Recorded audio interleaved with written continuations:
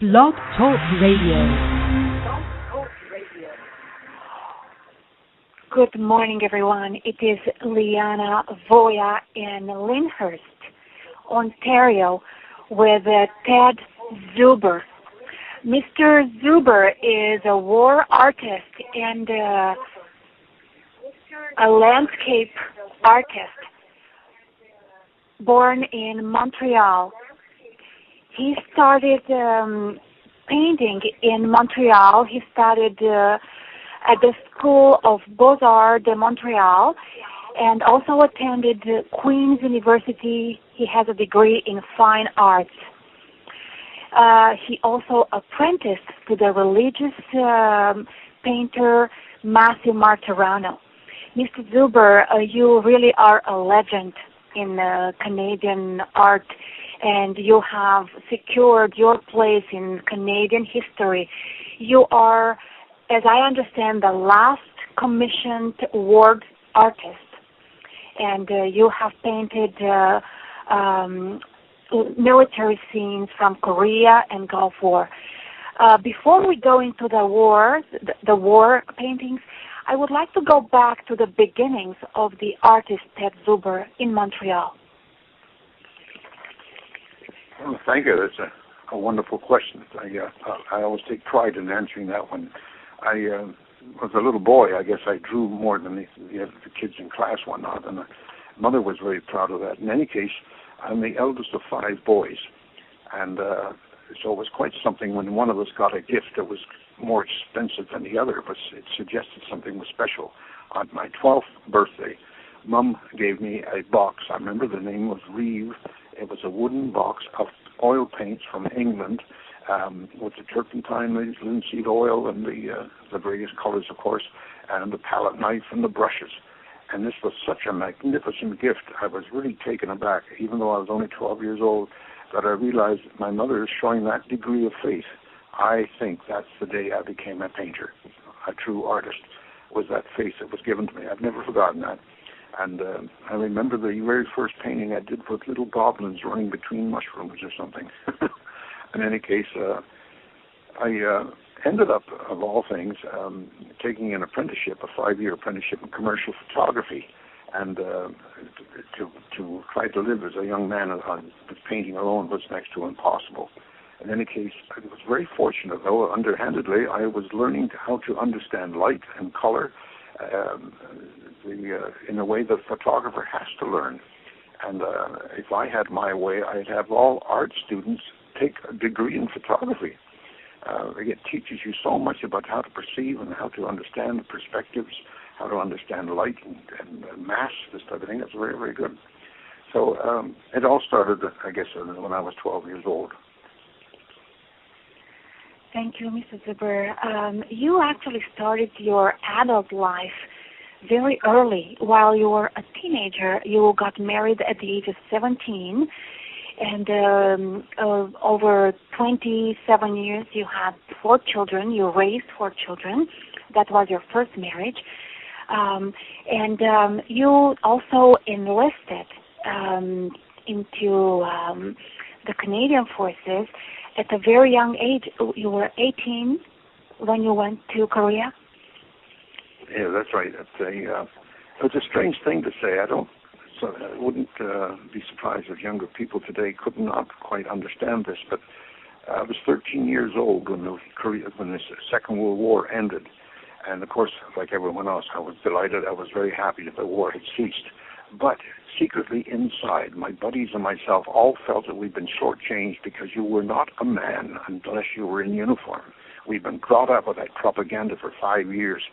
And here I was at 13, and I was not allowed to become a soldier. The war was over. Well, 5 years later, the Korean War broke out. And I suppose that had some influence. I wanted to be a paratrooper. My hero, when I was a young man, one of the fellows in school, became a paratrooper. He was killed parachuting in on D-Day with the first Canadians to go into Normandy. But he was my hero.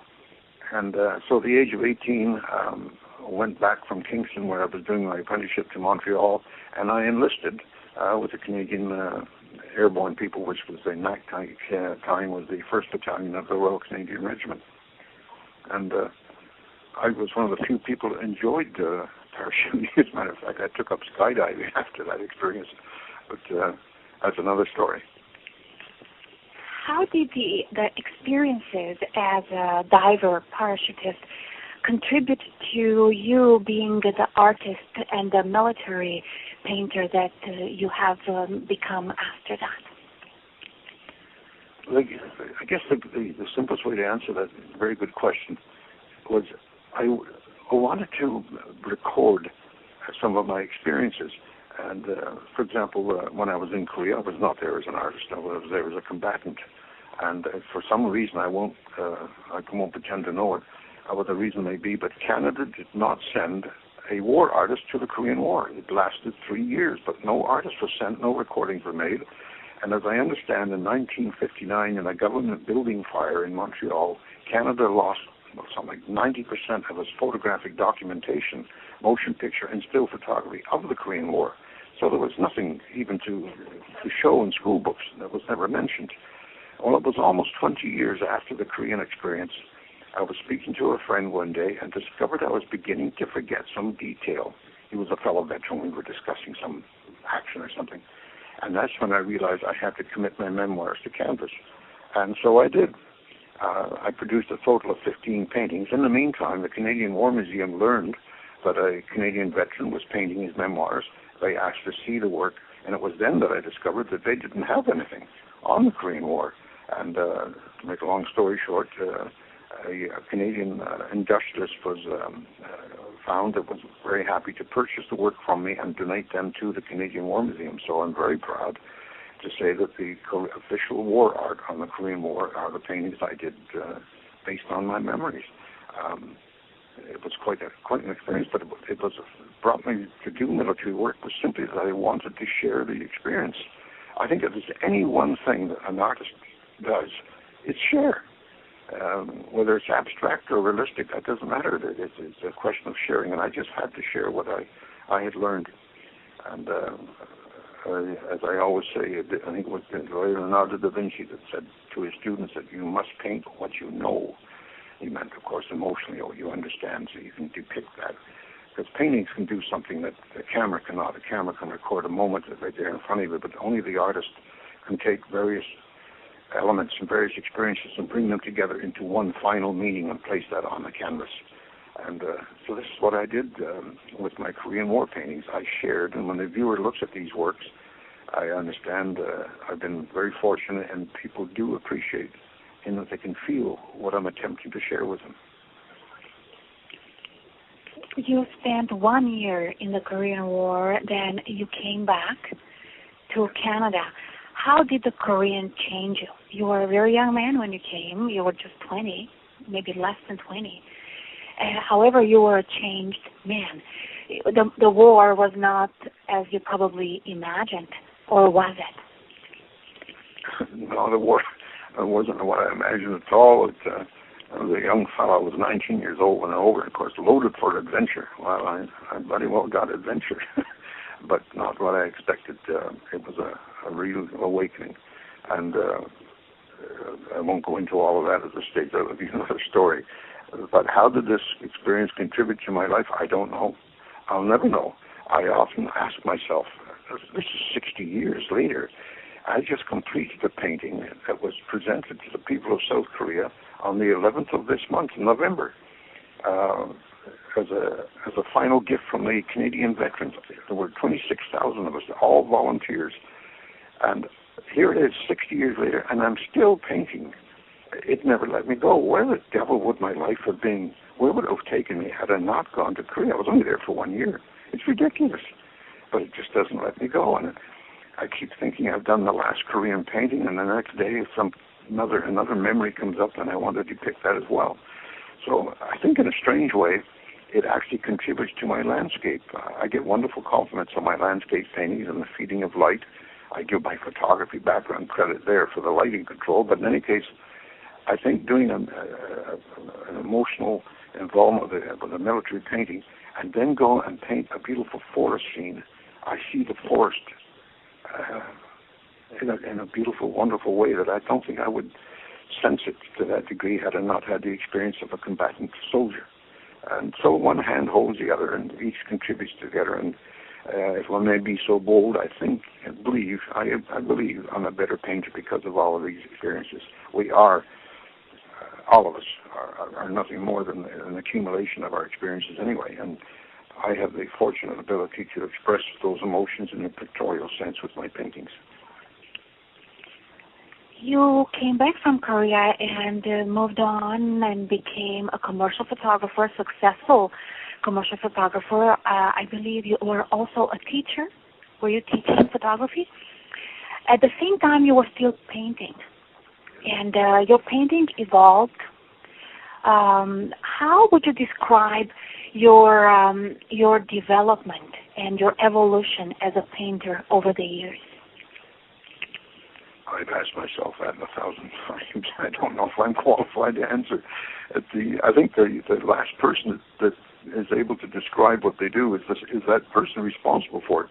In any case, what I have consciously attempted to do was to move away as much as I possibly can from the unbelievable detail gathering ability of the camera. I try not to include detail. Detail does not make a good painting. That's crafting. That's craft. That's not painting. And so I try consciously to simplify, use as few brush strokes as possible to say what I want to share. And so, if anything, the emotional experiences I've had contribute to what it is I want to say. My photographic background has helped me in a technical sense to understand the tools with which I work, but the painter in me wants to simplify it, and it's like the poet who wants to relate the feeling with as few words as possible. I want to do it with as few brushstrokes as possible. So it's a continuing attempt at simplification.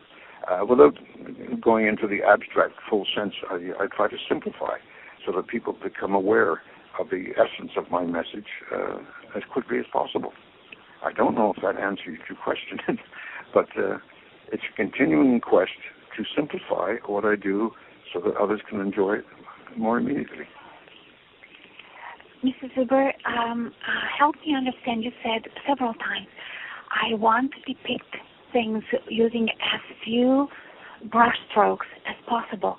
Why is that important to use a few brush strokes? Thank you. I guess the simplest way to answer that is to relate to the writer, for example, as he writes a book. He doesn't want to use more words than are necessary. He'll simply confuse the issue and compound it and be accused of expressing his magnificent ability of the English language or something.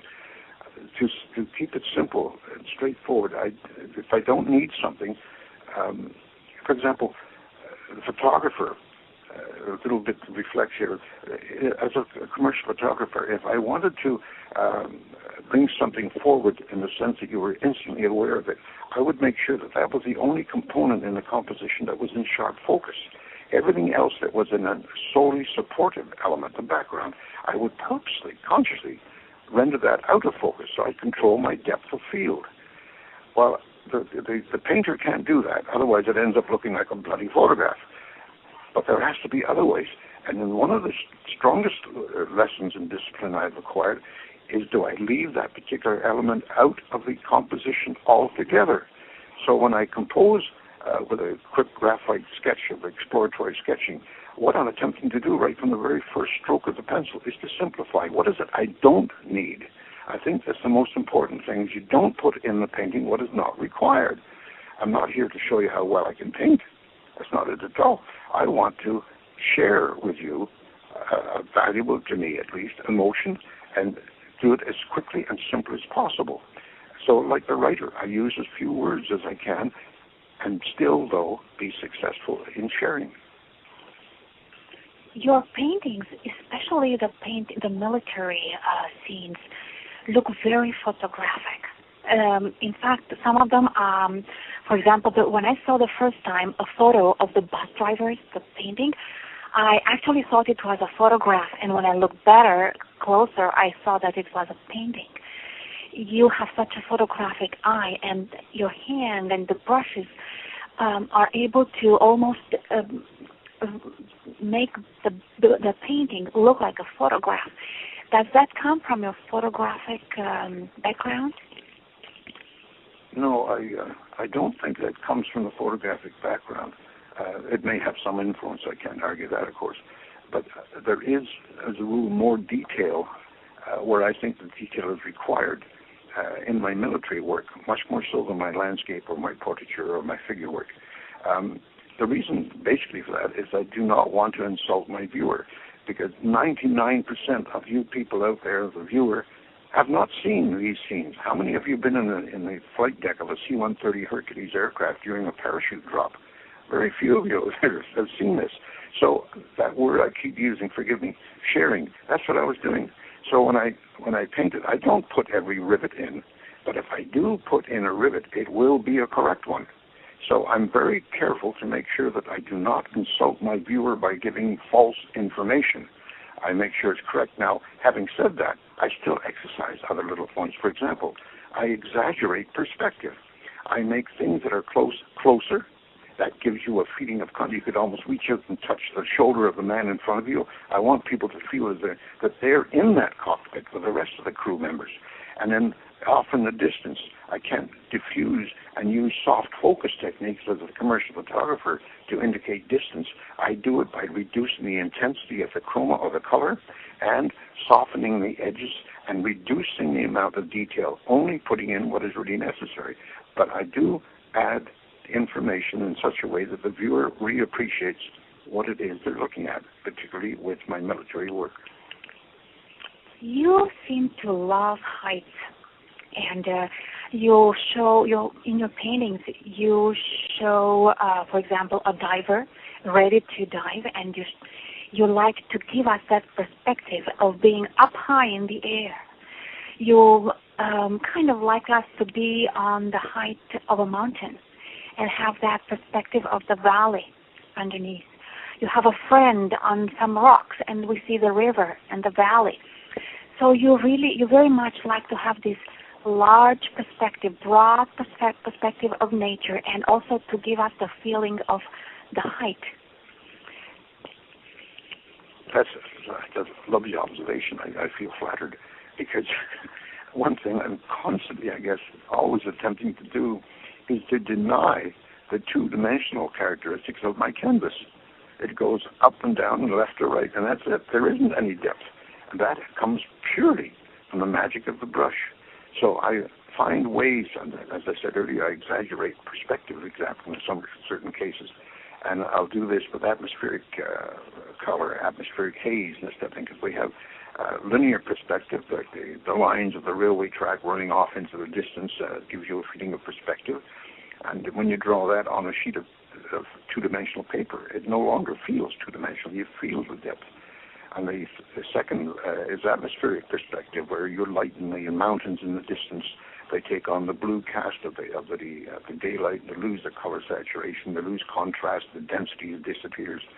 All of these features. So what I'm doing, and it sounds like I've been successful from what you just said, I'm attempting to deny the two-dimensional character of the canvas and introduce the proper third dimension. And without that third dimension, it's hard for you, the viewer, to feel included. And I think this is one of the objections I have to a lot of abstract art, is they consciously, of course, that's part of their purpose, was to paint a flat two-dimensional plane, and to force the viewer to be conscious only of the surface of the painting and not attempt to go further. I won't pretend to understand what the meaning is behind that. I work just the opposite way. I try to give a feeling of depth and perspective, not only to the feeling, but to the actual linear construction of the image.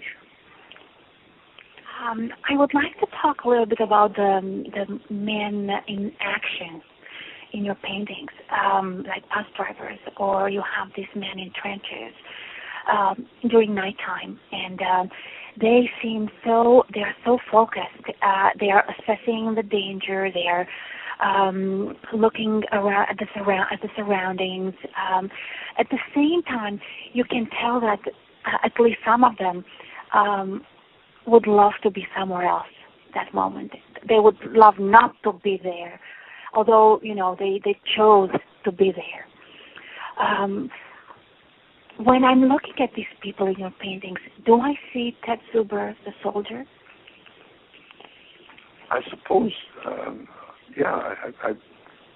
I feel personally involved enough that I'm not portraying myself. I did do that in one of my Korean War paintings. The painting was called Incoming, which was a term referring to the fact that enemy gunfire was coming in on you. And this young man is reaching forward to pick up a Bren gun, and I purposely had him, he's up close, and he's looking directly out at you. It's one of those cases where no matter where you walk in the room, the eyes would follow you. And what I was attempting to do with that was to say, hey, viewer, you're getting involved. I was trying to draw you in so that you couldn't deny what you're looking at. The gunfire was coming and shells were exploding. All the fellows had suddenly jumped up and reaching for their responsibilities. In my case, I was looking forward. And then I suddenly felt guilty that I was really portraying myself. I was totally emotionally involved. It was me, and this did happen to me. So I purposely gave him blue eyes instead of the brown that I have, because I didn't want to take that much ownership, I guess.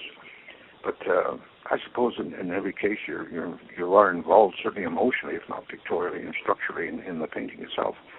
What you just described a moment ago about the person wishing they were somewhere else, that describes the painting I've done called Vigil, where the soldier's in the trench, it's in the winter, it's dark, he's under moonlight, and he's just looking straight ahead into the distance, and it's silent. You can't hear a thing. You can feel the silence when you look at the painting, and he's blowing on his bare hand to keep warm.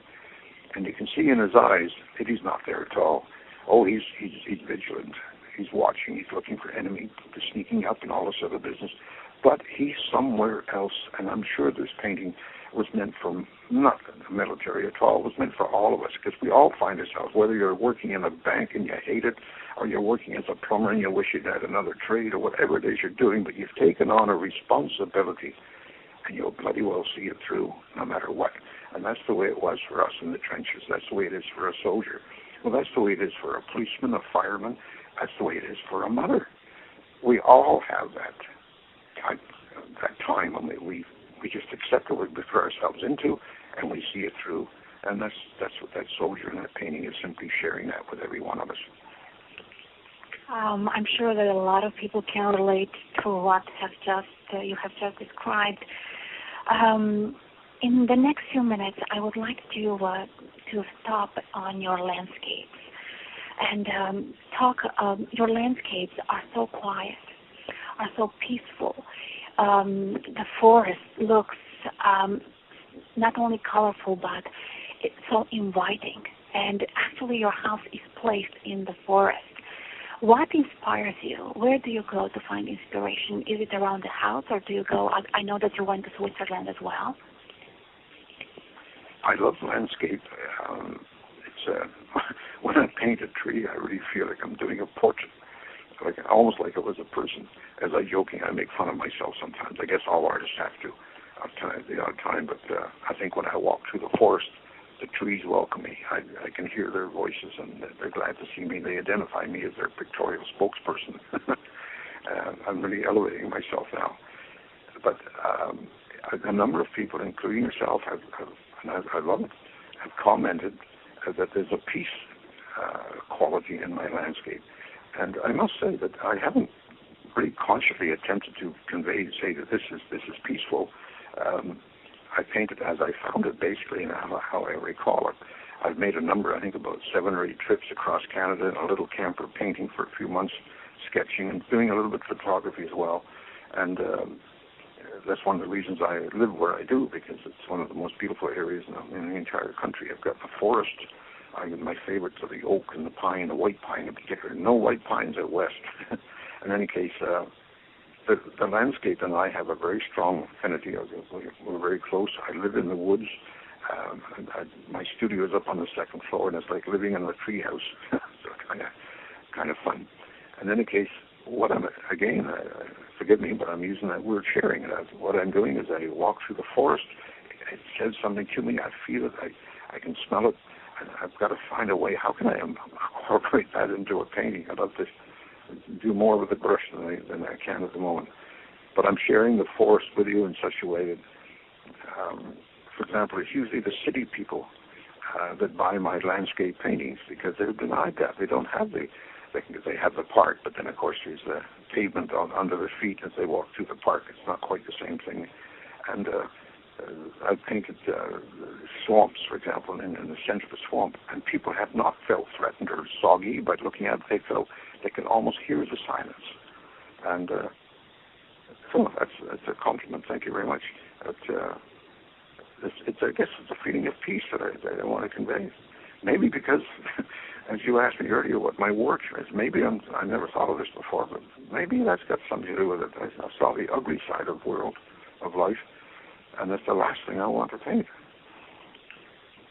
I would like to spend now a few minutes on your portraits. I have not seen many portraits in the house, but I have seen a beautiful portrait of your mother, whom you loved very much. She passed away 6 years ago, I believe. And I also have seen a beautiful semi-nude slash portrait of your wife, Monica, who is a most beautiful woman. And actually I also saw a nude of hers in the forest, a bit of a remote visual of hers. And you are very good with portraits. How many portraits have you done? I don't remember. I'd have to look at some records. But I suppose, 50. I'll venture that. I'm 80 years old, so I should have quite a few by now. And but I love doing portraits. But not just of anyone. I have to have a feeling for the person, and so by portraying them, as I did with, for example, my wife's portrait, it's because I love her dearly, and the same is true of my mum. I had a profound respect for my mum. I think it's one of the strongest people I've ever known in my life, with a beautiful little Glasgow lady. I think Mum was only about 5'2". And but the character and the strength that woman had was magnificent. She set a magnificent example for her 5 boys. And so when I painted Mum's portrait, I incorporated certain symbols in it that I don't expect other people to understand, but I do. I appreciate. And she's holding a small framed print of something, a picture of somebody. And of course, you can't see the picture that's there in her hands. And when each of my brothers asked, "Is that him?" I said, "Well, of course." So everyone loves it. There's things the artist can get away with, I suppose. But there's a challenge too. And I think that's another reason why I like doing portraits, because to portray someone, it's the camera, of course, it can do a magnificent. The camera can do a heck of a better job at portraying the details of the person. But I want to incorporate the person into the painting. And I won't pretend to know how to describe that. It's things. I think one of the things an artist has to learn is to trust his brush. It's an extension of yourself, and there's certain strokes that you've got to learn before you erase it or change it. Hold it. Maybe that's exactly the way it should be. So you have to trust yourself when you do a portrait, that the feelings that you hold for that person will come through in the canvas. And I will not begin to try to describe how that's performed. But anyway, I love doing portraits. We have a few minutes, maybe a minute and a half, and I have a question. Is there something that you wanted to paint, but you have not painted it yet? Well, people say, "What is your best painting?" And I simply say, "I haven't done it yet." It's as simple as that. So, yeah, there's a few things I want to paint, and but I guess bottom line, I want to paint well so that others can appreciate what it is I have to share with them. Thank you very much. Ted Zuber is with me today. Ted Zuber is a war artist and a landscapes painter. In the following 2 videos, we are going to show both landscapes and war scenes, military paintings. Mr. Zuber, thank you so much for being with me today, and I would like to take advantage of spending this precious time with you and looking and describing these wonderful paintings that you have right behind you. You have a landscape painting. Well, this is up on Rock Dunder. It's the highest feature in the area. I'm about 30 miles north of Kingston, Ontario, and this is on the Rideau Canal. This is Whitefish Lake. Smith Falls would be down here, Sealy's Bay, Kingston's that way, Ottawa's that way. And this friend of mine, Paul Smith, and I walked up. It's about I think it's the highest feature on the Rideau Canal, and looked into Moreton Bay in this region.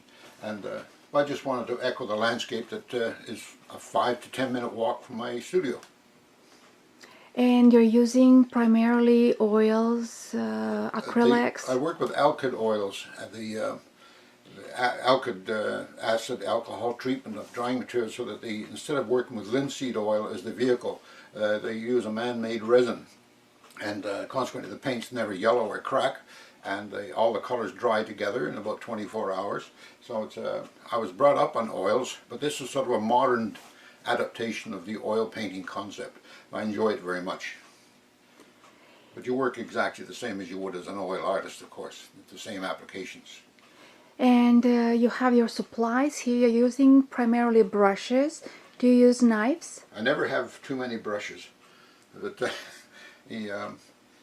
I've taken care. I have brushes here that must be 35 or 40 years old, so I guess I do take good care of them. But I think every once in a while, instead of a coffee or a treat like that, I buy another brush, I suppose.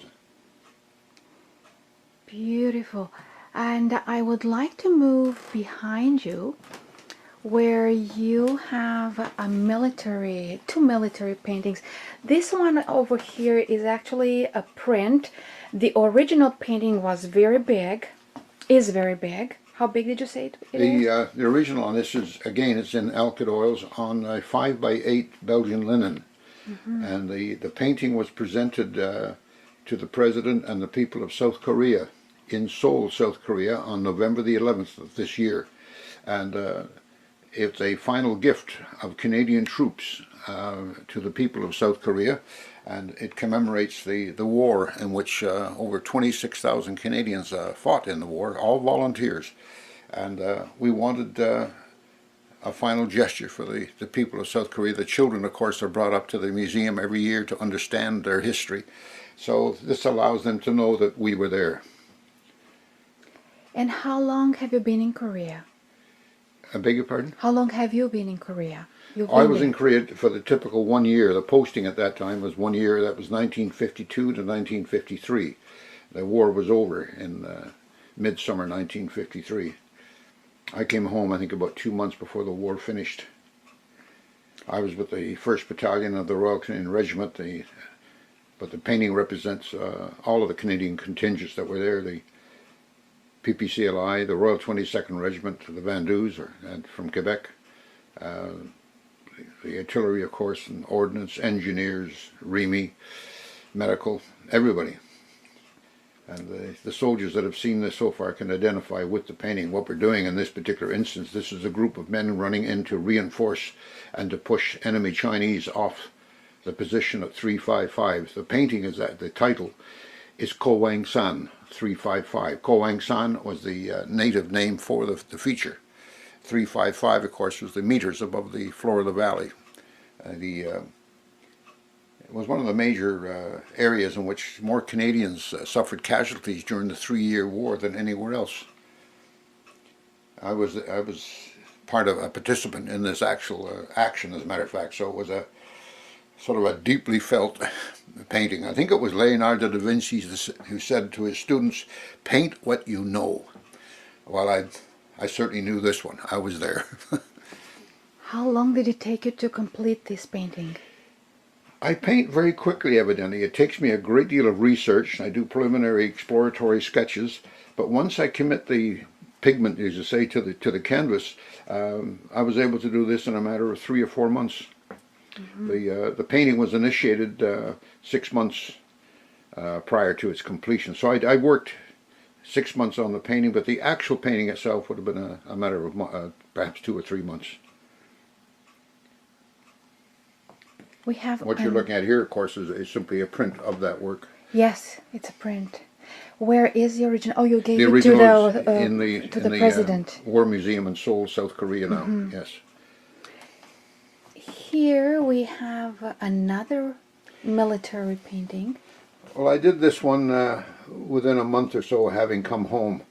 I've depicted a soldier up against the sky. Now, normally you would never position yourself like that because you're making yourself a very easy target. But you can see the upright strands. This was for the barbed wire. The barbed wire was always blown away, so we don't even see any here. But that soldier silhouetted like that in the under the moonlight, you would not do that. But that is the way you felt. And it was night after night. We stood our trenches, and we were so few. We were always undermanned, so consequently you stood alone. It was a a lonely year, let me put it that way. But I was very fortunate. I came back. We lost 516 Canadians killed in action in Korea. A very memorable painting. How many military paintings have you done? Oh, I have no idea. Thousands. And they are mostly in This war one you're museums. looking at now, you may have difficulty reading it because the glass Yes. reflects everything. But that is a print, of course, of a 34-foot-long mural at Fort Frontenac celebrating the Royal Canadian Horse Artillery. This is their home station at Fort Frontenac in Kingston.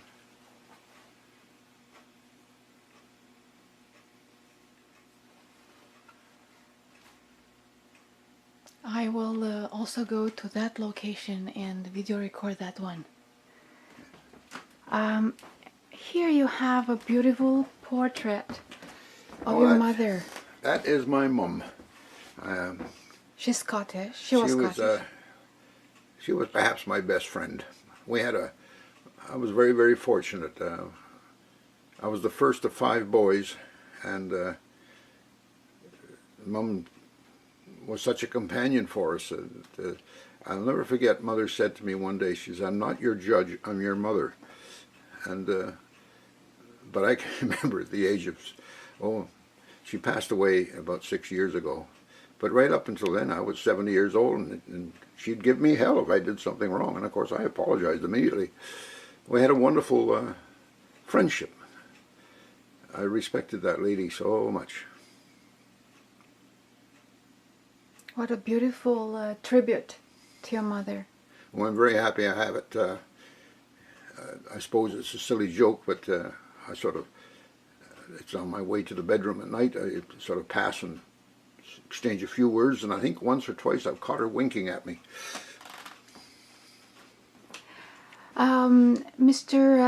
Zuber, we are now moving to the other level and video record the other Yes, I have some more paintings. military work down there and some landscape I'd be happy to share What with you. about that painting over there? Have you That's a done? painting that was given to me by a friend, Don George, an artist up in Niagara-on-the-Lake. He was in Toronto at that time. We were friends when I worked in Toronto, and when I built this house in '72, he gave that to me as a warming gift. And you were a parachutist. Yes. And here we have a painting of you diving. I mean, preparing to dive. Well, not so much myself, but I just wanted to see if I could give a sense of the height feeling. Because normally when you're looking at the aircraft, it's a two-dimensional plane. You really don't have the sense of height. But on one particular jump, I remember there was a little bit of cloud about every 500 feet, and it was the first time I could see how high it was. I thought it was a silly thing to do. But anyway, the painting was an attempt by an artist to try to give a feeling of the height and to share that with the viewer. You succeeded that. Thank you.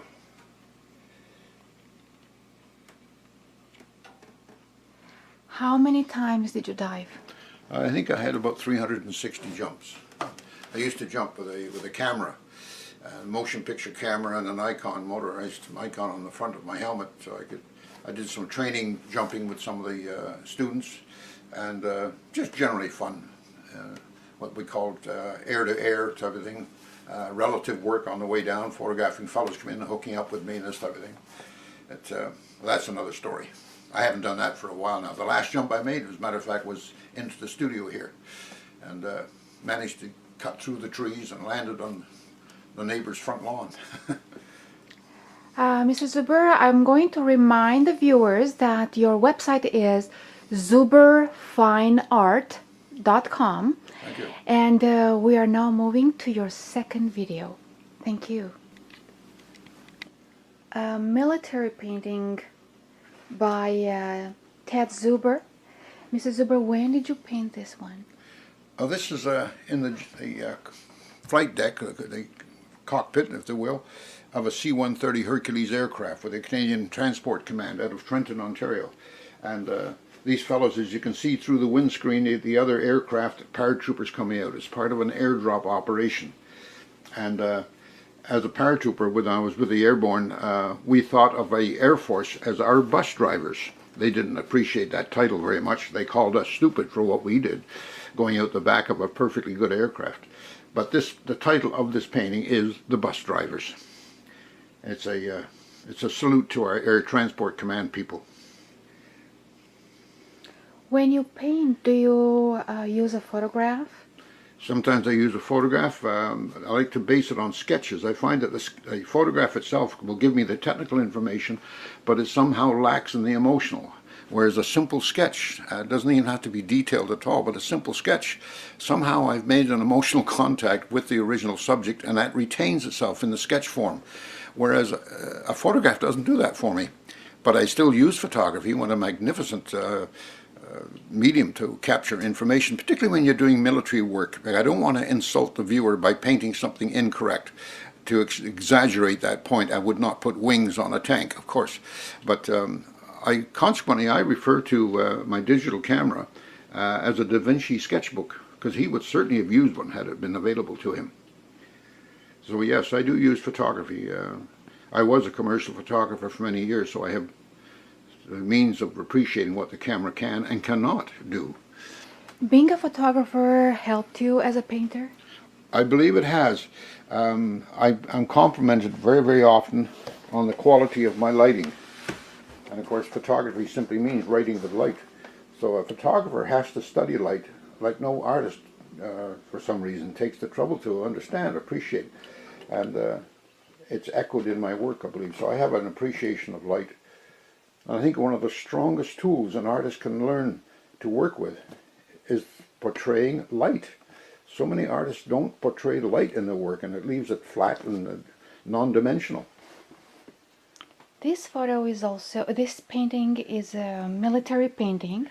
It's a military painting based on my memories. It doesn't depict any specific action. It's just that night after night you stood there alone, cold, as this fellow's blowing on his hands, staring off into the distance, serving his duty. He's doing on watch. The painting is called Vigil. But he's in his mind, he's a million miles away. He's somewhere else. But like all of us, one time or another, we find ourselves in a position where we wish we were not there, but we see it through. And this is what this is. So I'm sharing this with the civilians. It's more civilian than military, I think.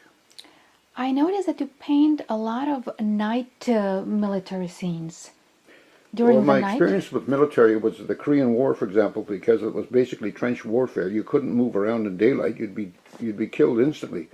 It was a nighttime war, and most of my experiences took place at night. I guess that echoes in my work. After so many years, how are your feelings about, your experiences in war? Oh, I have to remind myself I don't forget things at all, and quite often I'll remember when I wish I didn't. And I've learned to remember, particularly being a painter and attempting to paint what I had experienced. I consequently found myself able to remember things I didn't even know I had forgotten. So the emotion can get to you. No soldier escapes that. It stays with you for the rest of your life. But what I have to do is remind myself why it happened and where it happened, and somehow leave it there. And so I'm able to live with it. So you volunteered to join Canadian Forces in Korea? Yes, all Canadian soldiers did. Were volunteers? Enlisted. As I said, we had 26,000 fellows in Korea. We lost 516, which is quite a high ratio. But the Korean people are like the Dutch. They've never forgotten what we did. As you know, the Dutch people still appreciate what Canadian soldiers did in freeing their land. And Korea feels the same way. If I were to go back to Korea on a visit, they would honor me and make sure that I had tours and things provided that they've never forgotten. It's really quite wonderful. Right now we are moving to your landscapes paintings. You have 3 paintings here with Switzerland. Yes, You have Swiss roots from your my father was from Switzerland. That's where the Zuber name comes from. I was born in Montreal, but my dad was from Switzerland, and my mother, bless her soul, was from Scotland. And so I get Ted is short form for Edward, via Scotland, by the way. Any case, I'm a Swiss national. My wife, Monica, is from Lucerne, Switzerland. And so we managed to go about every 2 years to visit, and of course I paint. And if I paint while I'm there, I can write it off as a business trip, so that works out well. This is up in the Haschlibag area, about 2 hours by train out of Lucerne. And this is where we go and spend about a month every, usually in September, every second year. Beautiful mountains. So you usually stay in the countryside when you go? I beg your pardon? You usually stay in the countryside? Oh yes, yes. We spend 1 or 2 days down in the city in Lucerne and Zurich, and then we take the train and go to visit other cities. And my family's basically from St. Moritz, so of course I've gone there, and we stay there, take a hotel and stay in St. Moritz, and a number of places we visit. And you mentioned your wife, and actually we have your wife here. She's a beautiful woman. You've been together for 30 years, you said? Yes, yeah. A very beautiful woman. This is simply entitled The Strawberry. A very bucolical and very sexual painting. I've seen well, photos. it's suggestive, I suppose, but it reveals actually nothing. Yes, it's true. Her natural beauty. And we also have her here in this painting. You told me that your wife did not know about this painting. Well, I surprised my Monica by showing her this painting. This is depicting the Rock Dunder feature. This is a few minutes from where I live here. And my Monica loves landscape. And somehow it just seemed that trees don't wear clothing, so why should we? And of course, that's probably a silly thing to say, but in any case, I portrayed my lovely lady in a natural state, as nature is, and I was very happy to discover that she approved of the painting. She was very pleased with it, and but it is not for sale. I keep this at my studio. The painting is called Monica. Very beautiful. The nature is so sublime in your paintings. Thank you. Well, I love it. I swear trees speak to me when I go through their woods. They look on me as their visual spokesperson. And Mr. Zuber, can we see what you have behind that painting, the military painting? There's another painting over there. Behind this painting, see? Oh, sorry. Can we... Let's see what we have here.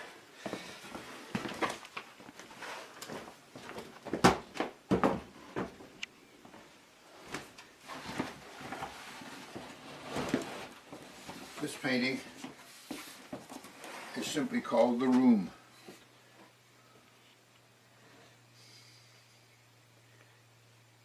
I won't go into detail, but it reflects a very deep personal experience in Montreal when I was a young man. Mm-hmm. And I'll leave it there. Beautiful furniture, you pay attention to details. The woman looks very relaxed. Well, that's the ghost of a woman, of course. Yes. Is a woman who meant to you. Oh, we were very much involved at the time, but as I said earlier, I won't go into that. And behind this painting? And behind this painting is a work that reflects my experience. I had suffered the cancer on my stomach about 10 years ago, and I was really taken with the magnificent care, the sincerity on a day in day out basis of the medical people. I began to think that I was being treated special or something. And then I watched, and they left my bed and went to the next bed and gave exactly the same intensity of care to everyone. It was really amazing. These people are wonderful. So this painting reflects the portrait The light of the is doctor on... that took care of my chemotherapy. And of course the background is it's all lovely flowers and open, and the painting is identified as hope.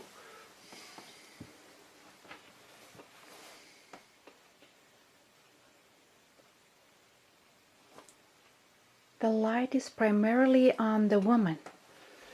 Yes, it was my way of thanking her. Dr. Bates. Dr. Tara Bates. Did you see this painting? Oh yes, she saw the painting, yes.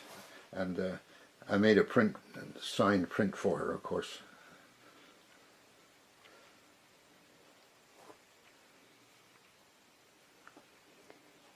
We'll talk about your cancer experience in the radio interview. And is there another painting behind it? No. I would like to remind the viewers that your website is zuberfineart.com.